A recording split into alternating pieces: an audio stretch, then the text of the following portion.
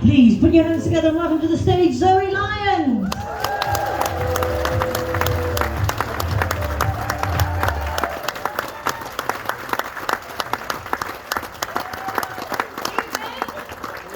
Good evening, my friends. Are we well? Oh, lovely to see you. Lovely to see you. I'd like to come out the top of the show and say hello. I've got a brilliant support act with me this evening, but I want to say hello to you and a massive thank you for coming out and choosing to spend a couple of hours in our company. We really do appreciate it. I know there are many things you could be spending your hard-earned buck on at the moment, so it means an awful lot that you're here with us this evening. Thank you very much indeed. So, I mean, on the bright side, you know, at least you could turn your heating off at home for a couple of years.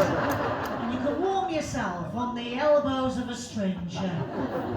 I like to think of these more as sort of community meetups now. Bring along some turnips you can swap for a tomato.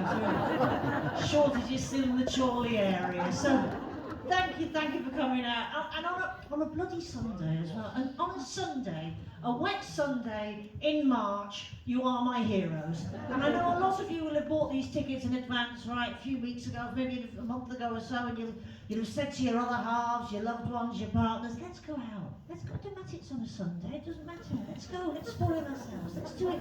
We hardly ever go out, let's do it, it'll be fun. Let's buy the tickets and go and plan to go.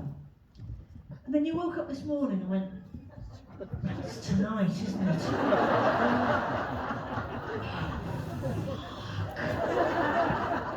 Why did I ever think this was a good idea on a Sunday? Oh, God, and I know you felt like that. I do know you felt like that because I felt exactly the same. Exactly the same. The minute my eyes opened this morning, I went, oh, it's tonight, isn't it? But we're here and it's going to be a laugh. It's going to be an absolute laugh. I've been here before. I've been to Chorley once before. Turned on your Christmas lights a few years back. I know. Big moment in my career. That was on my last tour, which at the end of I said would be my last tour. Because I'm sure you hear this a lot from comedians. It's hard work, it's lonely. I've done a lot of crying in lay-bys. And the last time I was on tour, I remember coming here, it was beautiful, but I had some gigs that were, should we say, challenging. The most challenging one for me was in a place called Whitehaven in Cumbria. Are you familiar? It is, shall we say, challenging on the eye. It's I drove to Whitehaven in Cumbria in the rarest of British meteorological phenomena, which is known as an ice storm. I know, drove from Brighton to Whitehaven, right? It took about a week and a half. I got there. The lovely lady who owned the venue opened the venue door and went, oh, have you gone far? And I went, she went, that's a shame, she hasn't got many in. And I said, why not? She went, well, it's the final of Strictly and they don't tend to come out. I was like, oh.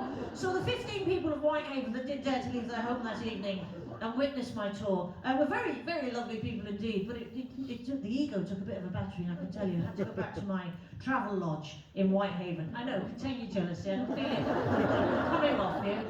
A travel lodge in Whitehaven. I love staying in a travel lodge after a gig because I sometimes suffer from insomnia after a show, and at least in a travel lodge you can play the game, what stain is that? I hope it's yogurt, I hope it's yogurt, I hope it's yogurt.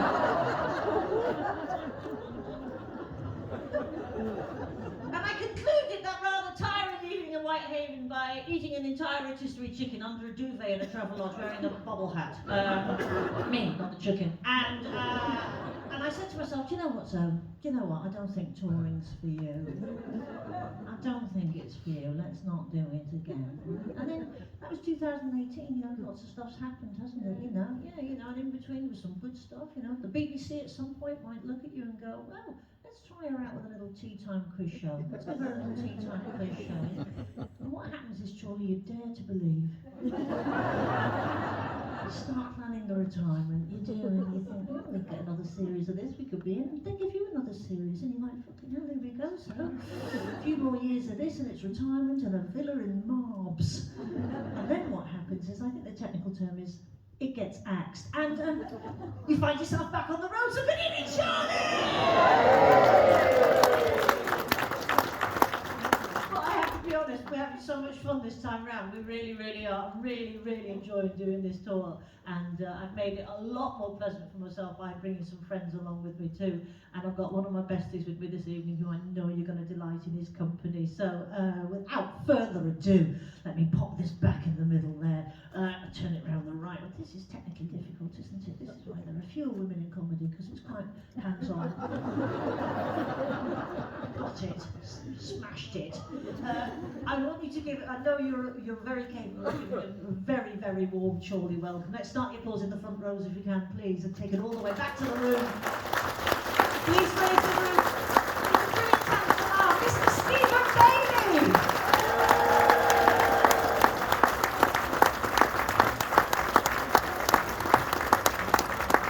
Hi, Chorley.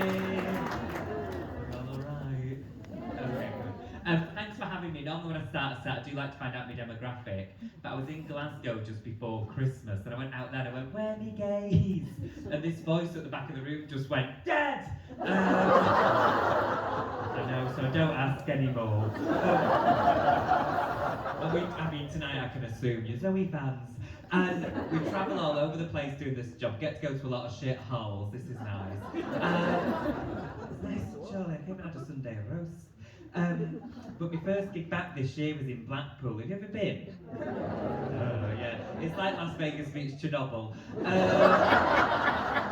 Well, what I like is when we go to all these different places, how different you all are. My friend actually lives in Chorley, and I think this is a fair assessment. I think you're all very attractive here, but in a rough way. Do you know what I mean? Like, you look like you punched me on the point of ejaculation. I'm into it, whereas in Blackpool it's so different because they have a policy that's teeth optional.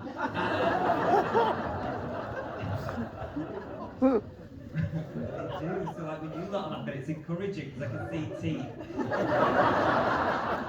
So I want you to be happy, I want you to be so happy. In Blackpool it was so fucking gummy. Fucking nightmare. I actually put a clip of that joke on TikTok and the ladies that worked at Papa's tweeted me and said we're going to spit in your fish next time. And do you know what, I don't know about you lot, but over Christmas I put on some weight, I put on 2 stone, and I'm not body shaming, but I am looking at my body thinking, what a fucking shame.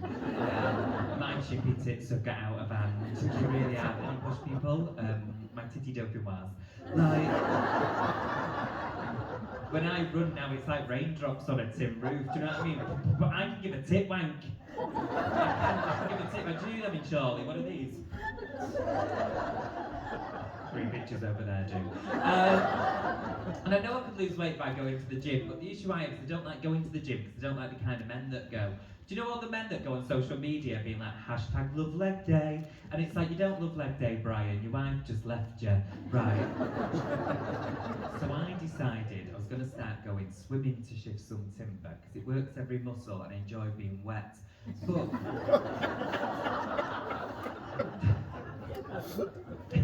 this room is very interesting. Let me tell you why. Love a bit of filth, trash, thank you. Zoe's Radio 4 fans, what the fuck? I didn't know you got Radio 4 in Chorley. I saw a massive Aldi and a fucking Dunelm in Preston. Speaking of Preston, I was at a wedding there yesterday. Talk about brown teeth. I'm only joking, if my auntie lives there. I've got a story, we'll get to it. What was I talking about? Oh, sorry, swimming. Right, so the issue I have to going swimming is I don't like going swimming when the little bastards are in the pool. I can't bear it. Do you know when they're there on a school trip, splashing around, oh, aren't we cute? It's like, no, fucking drown them. Right. Now, obviously, I'm not going around drowning children, which apparently you have to say nowadays.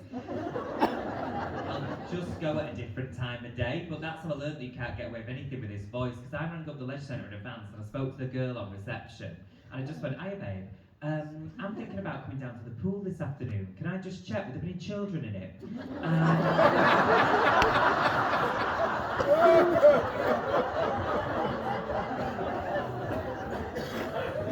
She did not laugh, she just went, why? And I was like, oh, just want to know if there's any fit ones. Why do you think? I didn't know perverts were so brazen. I really didn't. Like, how many calls is this woman getting a day being like, hiya Janice, can I get a ginger at 11 please, love? Like, it's not happening. They're certainly not asking for a ginger. Well, before anyone starts, I can say that because I'm a natural ginger. I've just had the decency to die upstairs. No, I am. Downstairs still looks like I've got a clown in a leg lock. Madam, you're sat on the wrong side. Come and meet the trash. Come and meet the trash. There's a chair there. There's a chair there. Nothing like you, dear. And the reason I need to lose weight is because the gays. Do we have any gays in? Where? Where's the gay? Did it secretly disappear?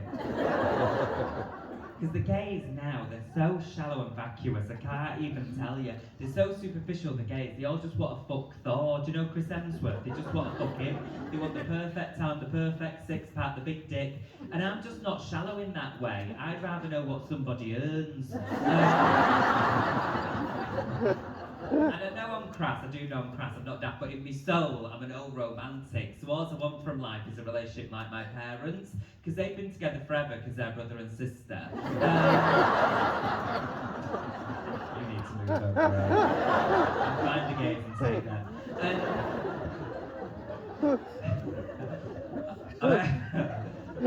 I am in a relationship now, and his name's Rich, and we've had a row actually over the football of all things, which is very off-brand for me, because well, he wanted to go and watch some Manchester United match of the week, and I have no interest in football. This is how I feel about football. I feel about football the same way Rich's wife and kids feel about me. Like,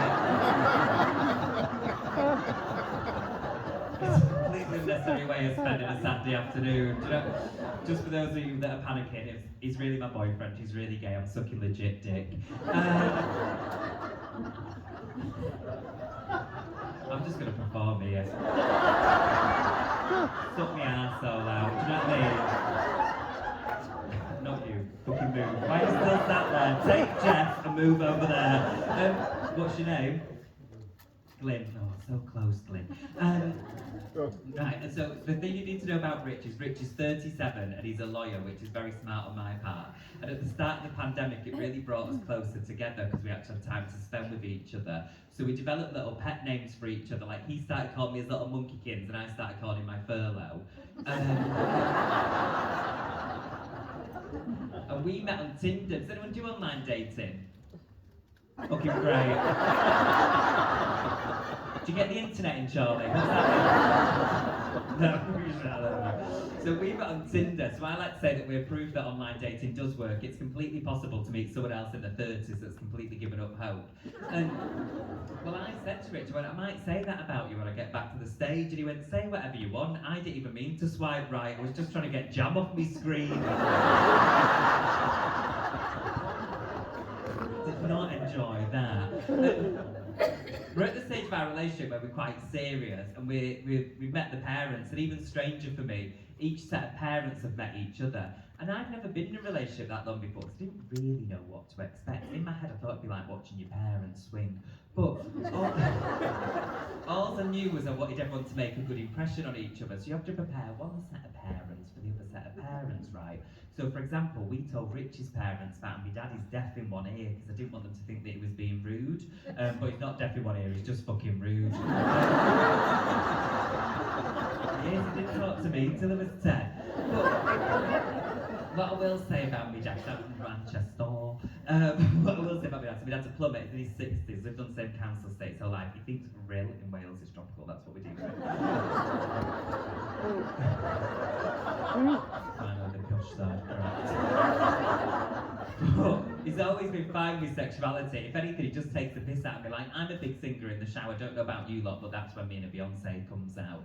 And I was staying with my parents over Christmas, and I was singing my favourite Beyonce song, If I Were a Boy. But I was really going for it. So my mum and dad's house, like, if I were a boy, even just for a day. And my dad walked past and went, I'd be so fucking happy. He does do it all in jest though. Like my sister got married last year, and my dad went, Stephen, when our Jessica gets married, you're going to go on the stag or the hen going to go on both because I'm bloody fun. But I've got to be honest with you, Charlie, I prefer going on the hen parties. I really do. And ladies, thank you for inviting the gays, because the boys always go somewhere like Wetherspoons, not for me. It's not, I can buy my own jug of woo-woo. But the girl, there's the gays, found them. Every time, fucking woo-woo, there's the hard relay, there's the hard relay. No, I thought it's either going to be the woo-woo or the fisting bit that gets them.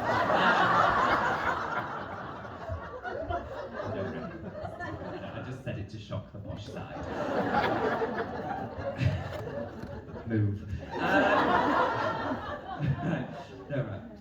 But the reason I love going on the hen parties is because the girls have the decency to go abroad. And ladies, don't the fun always start at the airport trying to get your inflatable dick through security? It's just done it. They never have any fun with you at the airport. They're always going, we're just going to have to take that down, sir. And I'm like, I can't, it's my real one. It's my real one. They're like, we've just seen you through an x-ray. You wish, fucking get that down.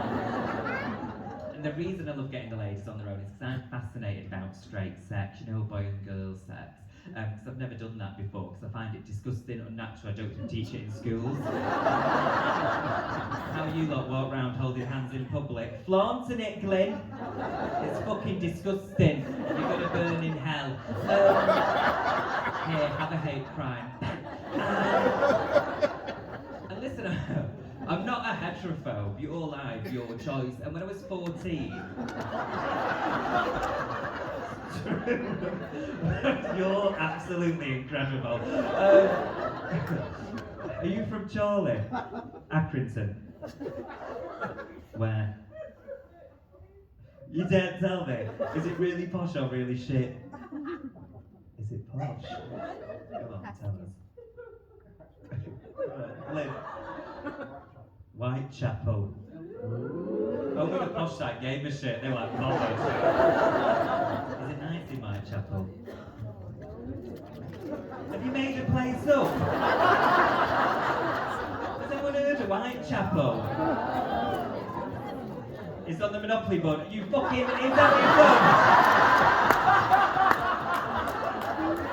your Glenn, I fucking hate you, but that is genius.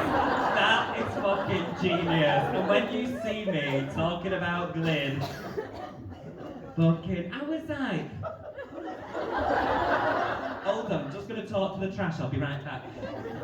Did you lot believe Whitechapel was a real place, or did you know? Well, it is a real place, I know, but it's not round here, is it? Did you lot know it was Monopoly? Are we on the same page? Because I can't. Fabulous, Glyn, that was very enjoyable. So where do you really live? Don't say Park Lane now.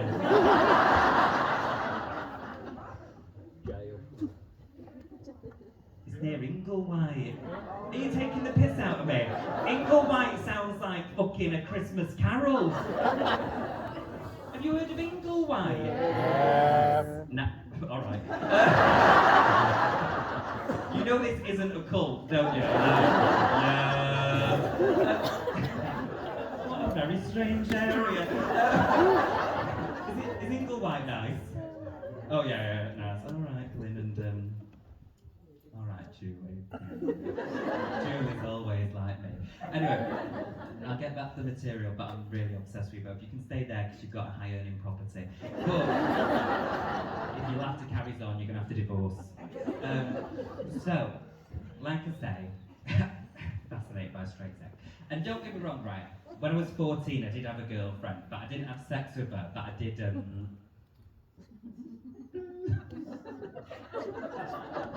I waved at her from a safe distance. I didn't have fucking finger, did you? Don't know, you do it when it's like putting your hand in a shredder, like fucking hell. I've got a story, but I'm scared it's too dirty. Right, I'll do it. I'll just fucking do it. We're in Chorley. Right, because I'm a flamboyant camp gay man, people are fascinated about if I've ever had sex with a woman. And I've never really discussed it, but now I'm going to discuss it, which is, I have never had sex with a woman, but I did try to have sex with a woman once, right? But I couldn't get a fanny up my bum.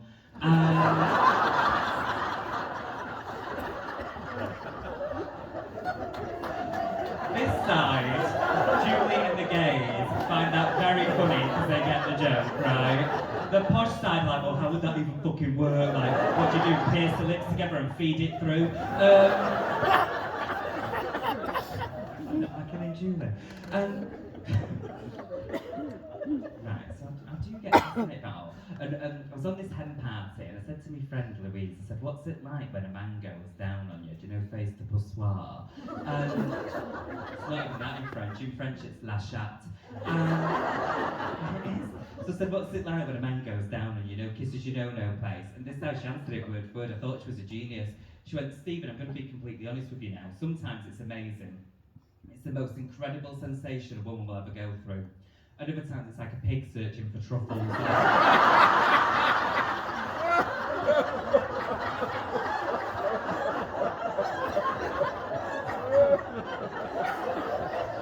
And do you know what? When she said that, I did think if you flung a Frere Roche up there, I'd go in afterwards. Do you know my favourite bit about that story is all the women really laugh because they know it's fucking true. Doesn't matter what side they're on, they fucking laugh. And all the men get really uptight and nervous, look at their partners and are like, well, which one am I, bitch? Very good, Charlie. And do you know, you don't know what you're walking into when you walk into shit like this. Like, me and Rich experienced a bit of homophobia recently, but don't worry, it wasn't physical, it was only verbal, which is a crying shame, because if they'd thumped me, they would have put me for the one show. But it really makes me laugh what offends people. Because all me and Rich were doing was walking through a park, holding hands like a perfectly normal couple. I was skipping at a 99.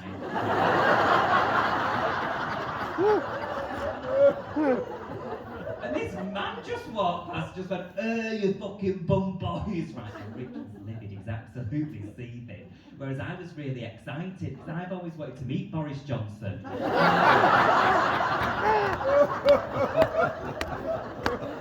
like that bit, because it was political. So that's my cousin's wedding last night. My cousin's wedding last night in Preston, right? And she's a celiac because of Michelle, which means she's scared of bread.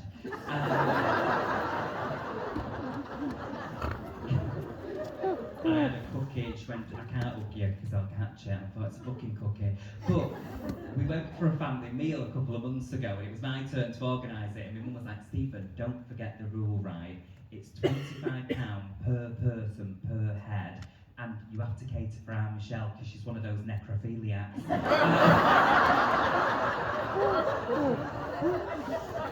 I was like, Ben, that's not right. She's just scared of a bit of Ovis. Do you know what I mean?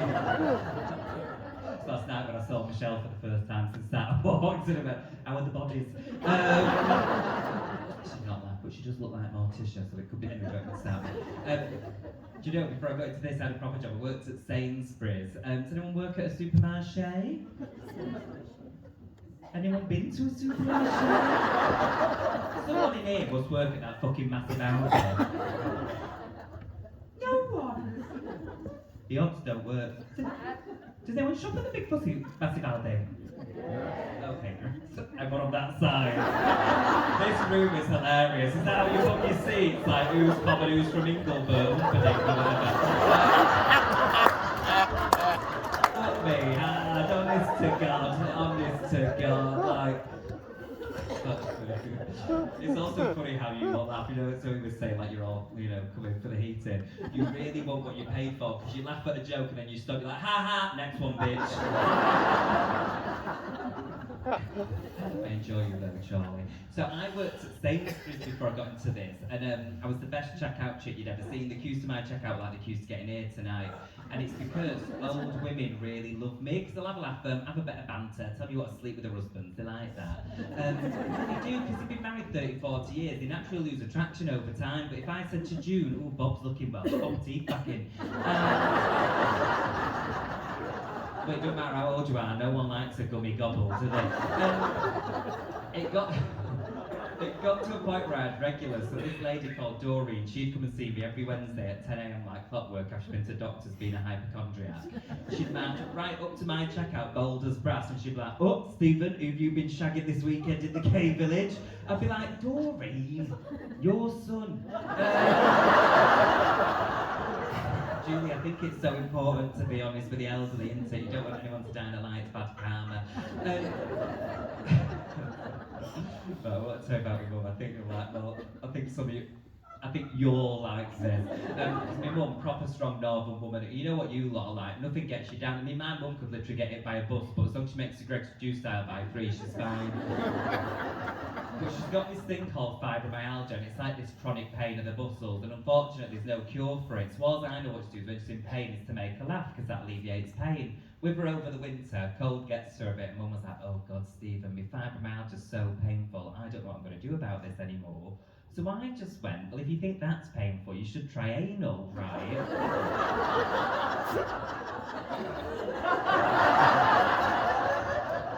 And she went, I have.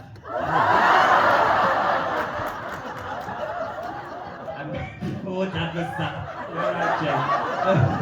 My poor dad was sat there as well, like, with who? That's how you ruin Christmas lunch.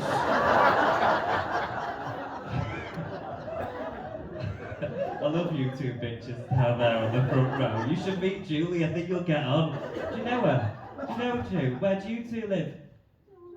Charlie. Do you want to come in Charlie once a week for a tea and cake with... What's your names? Caroline. Wendy and my mum's called Wendy. Do you want to come and spend time with Wendy and Caroline, Ju? Yeah, come and have a coffee and a cake with them. What's the nice cafe called in Charlie? No, go on. Good answer. Well, you could travel to Inglebert Humperdinck. Is there a train or a bus? There's not even a bus. How do you get in and out? Walk? How far is it? 5 miles? On a bus? To get to a bus? I'm not sure this is worth it. Do you ever leave then, or just to come and see Zoe Lyons? Well, that's really nice for Zoe, but really sad for your life. Like, I should have ended on the anal thing, really. But if you want to lift back and you don't mind travelling in a Toyota, I'll take you. You've got a break now before Zoe. I thoroughly enjoyed this. I don't really know what happened. I definitely prefer this side. You can tell your fucking attitude. I like Julie, and I like that I've learned a bit of geography. Some woman trying to be a ghost. Woo! You meant to go boo. This has been fucked up.